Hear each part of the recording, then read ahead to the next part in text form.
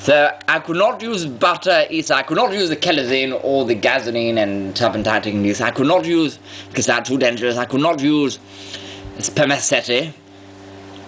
Oh, wait. So first, the third technique. So in that second technique, she really explains many techniques, including gum arabic, butter, mutton, tallow, lard, sugar.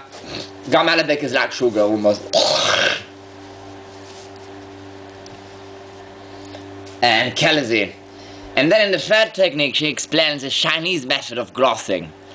For 3 shirts, take 3 teaspoonfuls of starch, dissolve in 2 tablespoons of cold water, pour on 1 pint of boiling water, add a piece of polish or a bit of spermaceti.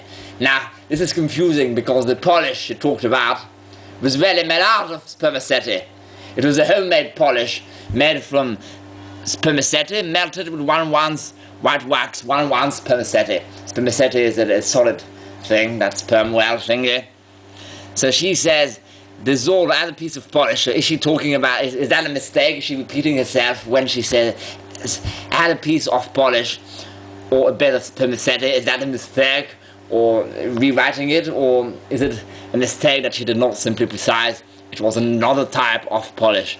But I think it is not true polish, surely.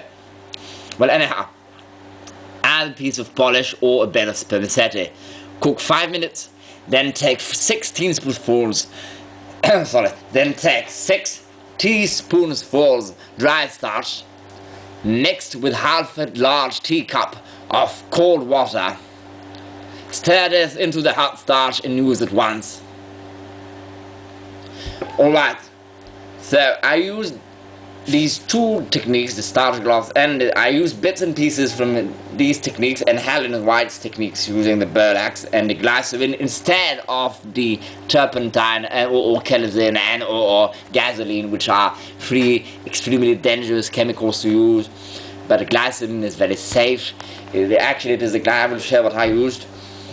So I wanted to get the same result as this antique 1910s, early 20s, original. It has the original starch, I never wore it. Detachable bosom from France. It is very stiff but still flexible. I know it is not celluloid because I had all 2 identical which I washed and it became all like normal cotton. So it is not celluloid.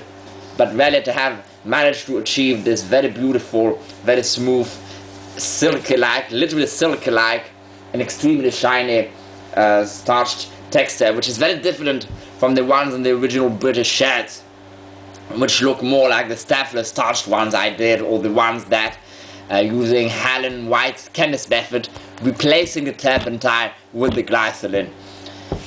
This is incredibly much starchier than the ones I did.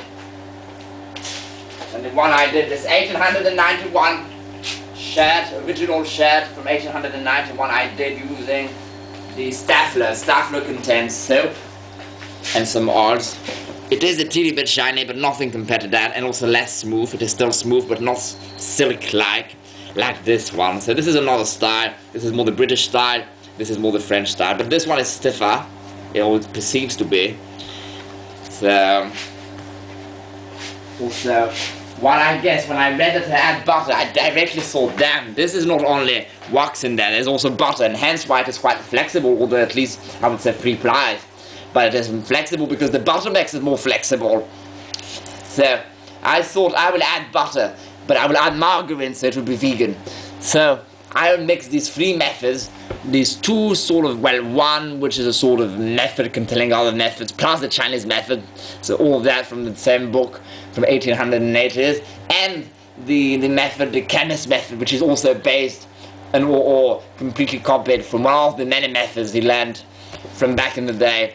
Helen White, so really it is also historically accurate, only that borax, it uses borax, so I use borax, was not invented before 1898, do bear that in mind. So if one is purely authentic like me and wants to do absolutely like in 1896, this is a little bit a tad inaccurate, but blasted.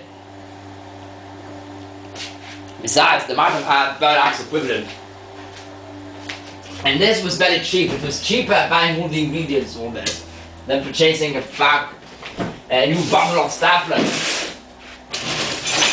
So this is my bag for starching. All my starching things are in there. I need a towel for later on to roll it into. Now that one is to wash the garments. The towel to roll the shell into so it absorbs the extra starch after being starched. So that was the whole procedure. The shell was very disgusting. I had run it for like a fortnight. Or 14 days worth. That bloody thing filming.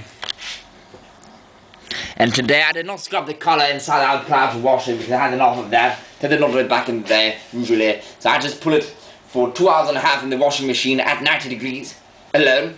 With because it has some colors, with still a sheet, a color collector. It does do a little bit of work. It can't collect all the color which is round away due to the extra heat, but never mind. I added quite a lot of that. No bleach because it's not white, but I added a lot of that thing, cheap. It is always better to use powder detergent, are much more effective and cost less money because the liquid one contains the water. So I used a lot of that powder detergent, which also contains bleach, but at least it is diluted within the powder detergent itself, so not extra bleach. I put it at 90 degrees, it cannot go up to 100. With a pre-wash, so I also put the powder in the pre-wash thing, so container of the washing machine. It is a front-loaded one. And plus an extra lid, so it went in there for 2 hours and a half. Then it came out, oh yes, and there was a spin, 400 or 600 spins to make sure it will sort of take out the grease from the inside, the cuffs and all, where it was very marked and greasy. As soon as it came out, it was not dredged due to this 800 spins for only one shot. And all my ingredients were ready, so the starch was ready. I was making the starch when the washing machine was done, and then I poured it into the starch. So how I made the starch was I used this very, very cheap, they call it a flour starch. I purchased on Amazon for the ridiculous sum of 8 dirhams or 10 dirhams, which is about $2. This starch. Damn, I'm putting starch all over the place now. I purchased the gum Arabic, which is really a sugar, an acacia sugar. This one, I could not find another one, a better one, or else I had to take, like back in the day, the solid one and melt it, but this was too much work, adding more trouble. I could not be bothered, so I purchased one in a powder. This is very useful for painters, but I guess it would do the job. It looks like a sugar, it looks like that. The brand is Jacquard Gum Arabic. It costed my 50 dirhams, so this was a bit expensive, and there's not much in it, it would be used quickly. Then I also used the sugar and the margarine. Now margarine is a vegan butter, and that it does not contain any animal fat. So it is a very oily butter that only contains oils, like solidified oil. So this is margarine, this is what I eat instead of butter since I'm vegan. And this is the sugar, very cheap. I got this in Carrefour. Castor, so the famous blend SIS, extra fine castor sugar. I mean, this is to make it harder, the sugar, especially the gum Arabic, but also perhaps more that one or both actually make it shinier. So I was not sure, because the text is not very clear, if it was either to use sugar or gum Arabic, but I used both just in case I overkilled it. So what I did was I followed these two methods. In different jars and pots, I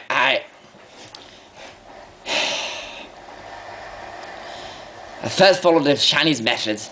I did it for 3 shirts because they only do the bosom, collars and cuffs, but I do the full body.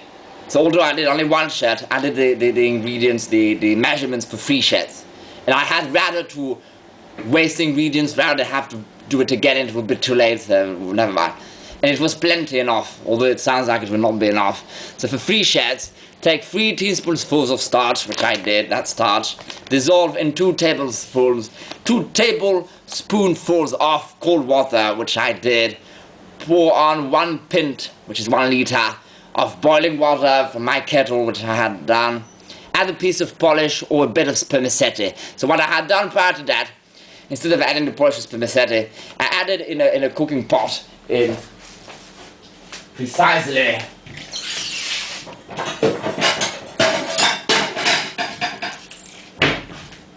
this one, which is about the same size as the one hand and white in antique menswear uses.